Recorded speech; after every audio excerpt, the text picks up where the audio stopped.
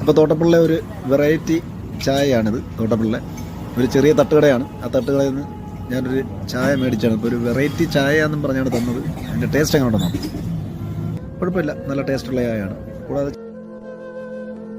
തൃക്കുന്നപ്പുഴ വല്യഴിക്കയിൽ ഭാഗത്തേക്കൊക്കെ പോകാൻ വേണ്ടി ബസ് കാത്തു നിൽക്കുന്നവർ ഒരു ചായയും ഒരു ചെറുകടിയും കഴിക്കണമെങ്കിൽ നമ്മുടെ തൊട്ടടുത്ത് തന്നെയുള്ള ഈ തട്ടുകടയിൽ കയറി നമുക്ക് സാധാരണ ഒരു മിനിമം പൈസയ്ക്ക് നമുക്ക് അവിടുന്ന് ഒരു ചായയും ഒരു ചെറിയ കടിയും നമുക്ക് കഴിക്കാവുന്നതാണ്.